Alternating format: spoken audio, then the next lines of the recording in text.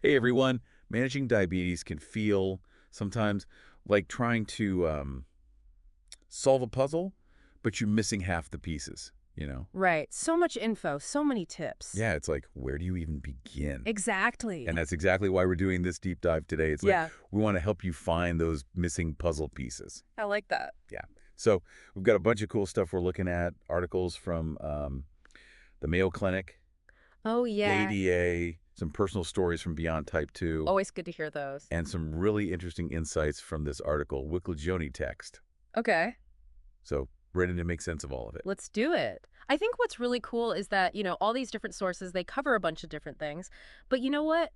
The core message is kind of surprisingly simple consistency. Yeah, totally. Right. I was reading the Mayo Clinic article, it's called Diabetes Management, How Lifestyle Daily Routine Affect Blood Sugar. Mm-hmm. And they really stress how, like, your daily choices really impact your blood sugar. It's like this ripple effect, right? It is. It is. Think about it. What you eat, when you eat, how much you move, it all sends those ripples through your blood sugar levels. Right. And the Mayo Clinic, they do a really good job at explaining how these little things we do every day Right. can have a big impact over time. Yeah, and it's not about being perfect, is it? No. Life happens. Yeah. I was reading How to Stay Consistent with Diabetes Management from Beyond Type 2, and they were talking about busy schedules, Of course. diabetes anxiety, just like feeling overwhelmed in general. Yeah. It's nice to be reminded that you're human. There will be days when things don't go perfectly. Exactly. And you know what really stuck with me from Beyond Type 2? What's that? It's their idea that it's about progress, Yeah. not perfection. So it's not about never messing up. Yeah. It's about, okay, how do you get back on track? And what can you learn from those bumps in the road? Oh, I like that. And Beyond Type 2, they also talk about this idea that you shouldn't let your blood sugar numbers, like, define you. Oh, yeah. That's huge. Right. I think it's easy to feel like those numbers are, like, who you are, Yeah, but they're just data points. exactly. Data points, just information to help you make choices, not to dictate how you feel about yourself. Totally, yeah. I think that's such a good point, especially these days. There's all this pressure about perfect control. Oh, yeah, there is. Yeah. And speaking of all this information, I was reading the ADA's article. It's called 7 Tips to Stay on Track. Mm-hmm. And they had some really good tips. One that stuck out to me was bringing, like, a healthy dish to parties. Oh, that's a good one. Yeah. It's so easy to feel like you're missing out, with diabetes and going to parties. Right. But this totally flips the script. It does. Instead of thinking about what you can't have, Yeah. you're in control and you're bringing something that, you can enjoy. Yeah. And I found that it can actually start really great conversations about healthy eating. Oh, that's cool. Yeah. Yeah. Maybe inspire other people to make healthy choices too.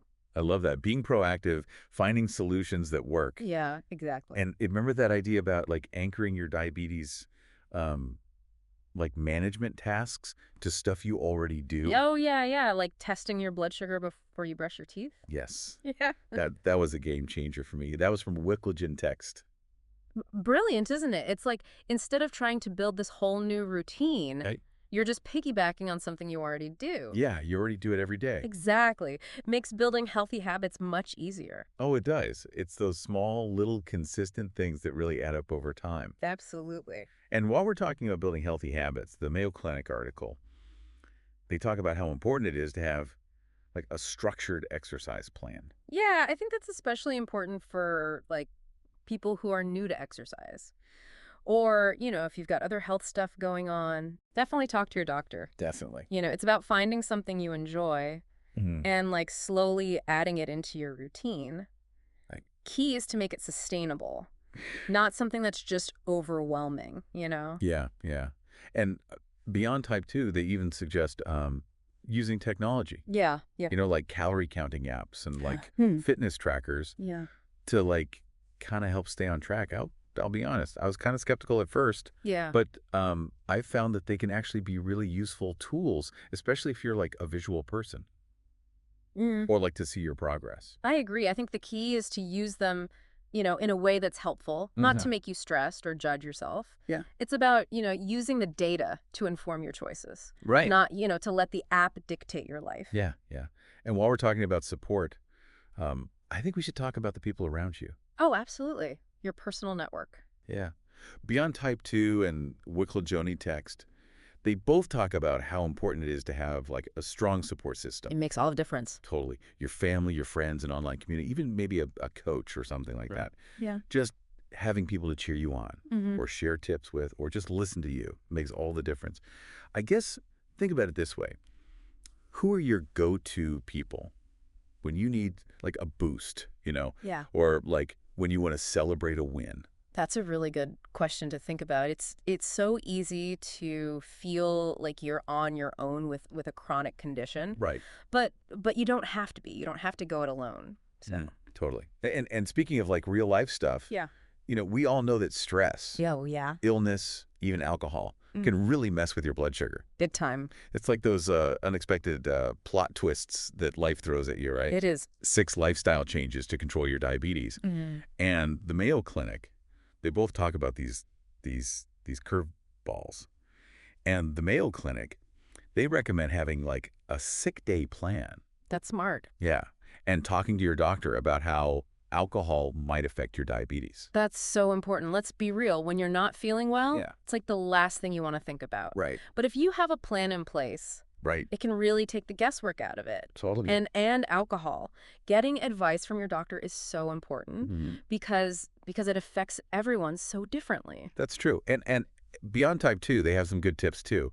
Just like being ready for those moments when things go off track. Oh, yeah. They talk about keeping snacks with you, Smart. knowing your local resources, Yeah. and really planning ahead if you're traveling. That's a good one, especially travel. Yeah. Yeah. And that ties back to what we were talking about earlier, right? Consistency. It does. It's not about being perfect. It's about having that plan. Yeah. Knowing your resources Mm-hmm. and being like flexible. Yeah. Being able to roll with it when things don't go exactly how you expect them to. Right. And speaking of things not going as planned, 6 lifestyle changes to control your diabetes brings up smoking. Ugh. Yeah. I know it probably goes without saying, but smoking is really bad for your health, It is. especially with diabetes. The article, it really lays it all out there. Yeah. Smoking, it increases your risk of heart disease, stroke, problems with your eyes, nerve damage. Yeah. It's really like adding fuel to the fire when it comes to diabetes complications. Yeah. And plus, it makes exercising way harder. Right. And we were just talking about how important that is for managing blood sugar. Yeah. So If you're smoking and you're thinking about quitting, yeah. please talk to your doctor. There's a ton of resources and support out there. Quitting smoking is like hands down the best thing you can do for your health, period. Absolutely. It takes a lot of courage to face that and to ask for help. Yeah. And I really applaud anyone who's trying to do that. Yeah. And healthy eating, it doesn't have to be boring. Right. The ADA, they talk about this in their 7 Tips to Stay on Track article. Oh, yeah. I was looking at their website, their diabetes food hub. It's pretty impressive. Yeah. Yeah, they've got all these recipes, and they're like actually good. That's awesome. Yeah. And they're diabetes friendly, so Yeah. it's a really good resource if you're like stuck in a rut with your meals. I like the diabetes plate method that they talk about in the article. Yeah, what's that about? It's really helpful. It kind of takes the guesswork out of portions, Yeah, It's like a simple visual guide to help you build balanced meals, and you can tweak it to fit your own, preferences and what you need to eat. I like that it's visual. Yeah, Makes it way easier to remember. it does. And Jenny Tax brought up a good point too, about celebrating little wins. Oh, yeah. So important. Right. It's easy to just focus on all the tough stuff Yeah. with managing diabetes, but it's so important to like acknowledge when you're making progress. Absolutely. Give yourself some credit. Yeah. Yeah. Whether it's, mastering a new recipe, you hit your exercise goals, or you're just making an effort to put your health first, Right. Those little victories, they deserve to be celebrated. It's about finding the joy in the journey. Oh, I like that. Not just focusing on the destination. Exactly. That's good. And speaking of journeys, Jenny Text also talked about something that I think can be really empowering. What's that? Advocating for yourself. Oh, yeah. That's huge. They talk about like knowing your rights, Mhm. especially when it comes to things like discrimination at work or navigating diabetes at school. Yeah, knowledge is power, right? And knowing your rights, that's key to getting the support that you need and the accommodations that you deserve. Totally. I know it can be a little intimidating to speak up, but advocating for yourself, that's part of taking care of yourself. It is, and the ADA has this awesome resource. It's their Diabetes at School section. Oh, cool. It talks about everything, Yeah. like how to get a 504 plan, Right. which, by the way, is a like a legal document that says what accommodations students with disabilities need. It also talks about like how to make sure school is a safe and supportive place for managing diabetes. I think that's such a valuable resource, especially for parents Oh, yeah. or teachers who, maybe they don't really know the ins and outs of dealing with diabetes at school. Right. It's about working together Yeah. to make sure it's a good space for everybody. Totally. Now let's talk tech. Oh yeah, Beyond Type 2 talks about these things called CGMs. continuous glucose monitors. Ah. Yeah, those are pretty amazing. Right. I mean, it's incredible how far technology has come. It really is. It's like you've got this window into your blood sugar 24/7. Yeah. You get this constant stream of data. So you can, see trends, see when your blood sugar's high, see when it's low, and see how things like what you eat or how much you're moving affects it. Yeah. It's like having a little detective Exactly. working for you around the clock. Yeah. And what I like is that they can even alert you, Oh yeah. if your blood sugar is going too high or too low, so you can like do something about it before it gets out of control. So helpful. Yeah. Cook Teas talks about CGMs too. They focus on how they can like help you figure out, how your body reacts to different foods and different activities. Yeah. It's all about, personalizing how you manage your diabetes. Absolutely. It's about using that real-time data to figure out what works best for you. Yeah. And speaking of personalization, the Mayo Clinic has this whole section about understanding how different medications, like even the over-the-counter ones, Oh, right. Yeah. can affect your blood sugar. So important to be aware of that. Yeah. They really stress talking to your doctor about anything that you're taking because even stuff that seems harmless Right? could actually mess with your diabetes meds. Oh, yeah. That's true. And while we're talking meds, let's not forget about insulin. Yeah.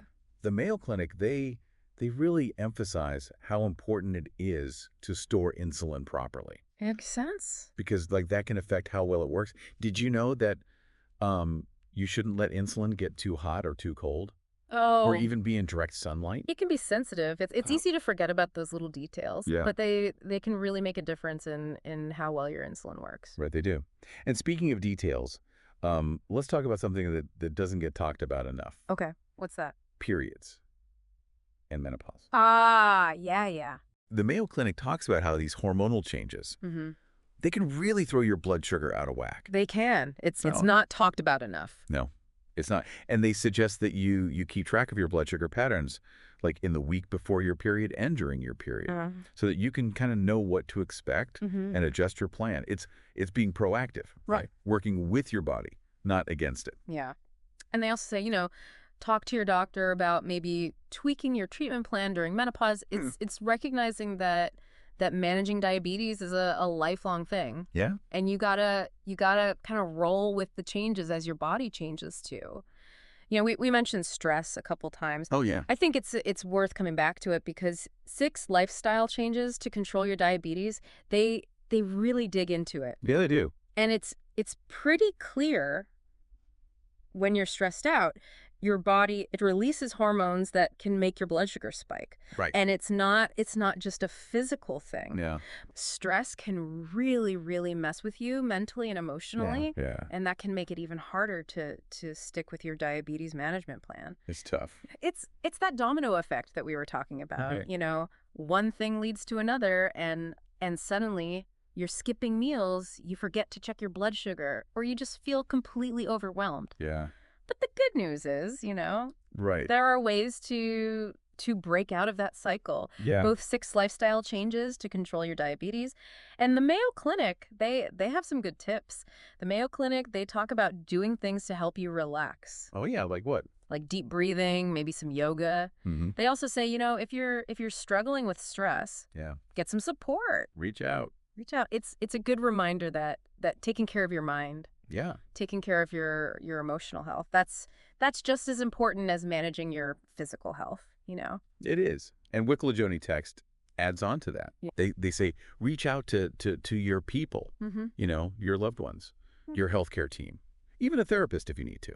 Yeah. You don't have to go through this alone. You don't, and it's all about building that support network that we were just talking about. We've been going over all these challenges and all these strategies. I'm curious to hear from you, the listener, what's sticking with you. Yeah. What are some of the things that you've done? Maybe some small steps that you've taken, or things that you think you could try to manage your diabetes better. Just remember, it's about making progress. It's not about being perfect, and we're all in this together. We are.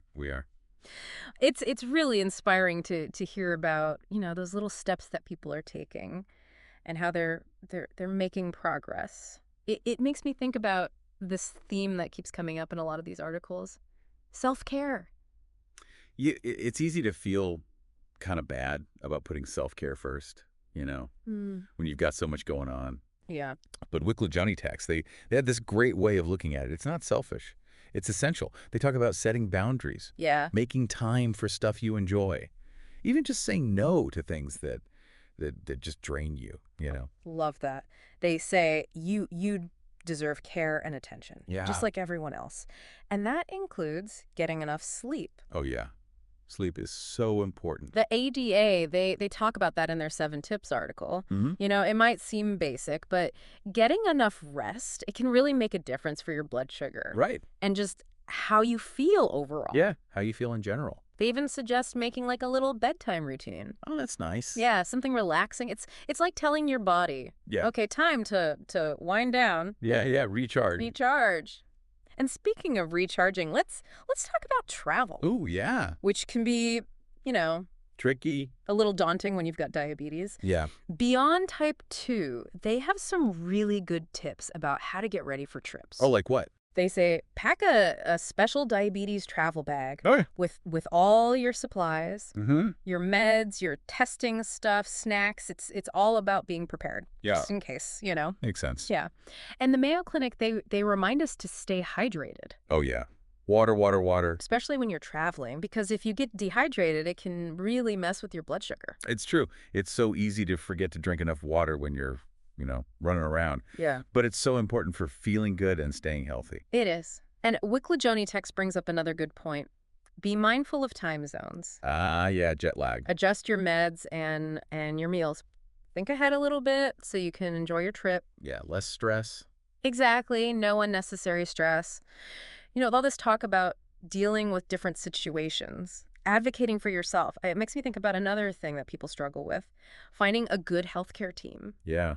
That can be tough. Wicklajoni text has this great section on how to find, diabetes care team that you trust and that you feel good with. It's so important to have doctors and nurses who really listen to you and understand your concerns and work with you. Not just tell you what to do. Absolutely. The ADA, they encourage people to be really involved in their own care. Yeah. Ask questions, speak up if something doesn't feel right, and don't be afraid to get a second opinion if you need to. Yeah. It's your health. You have the right to know what's going on and to be a part of the decisions. You should feel empowered, not scared of the healthcare system. Exactly. Well, I think we've covered a lot today. We have. We talked about why consistency is so important, the power of self-care, practical tips for everyday life, and even, the bigger things like travel. Yeah. And how to stand up for yourself and your needs. We dove into the great advice from the Mayo Clinic and the ADA. We heard about personal experiences from beyond type 2.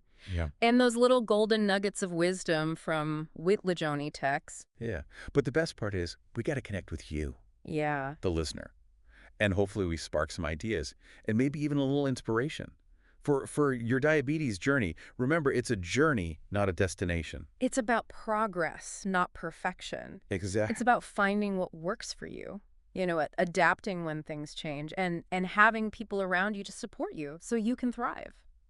So, as you go about your day, think about what really stuck with you from our deep dive today. Yeah, what resonated? What's one little thing you can do today to make things a little bit better? Maybe it's setting a reminder to test your blood sugar, or planning a healthy meal, or calling a friend for a little pep talk, or even just taking a few minutes to chill out and recharge. Whatever it is, remember, you're not alone on this journey. We're all in this together.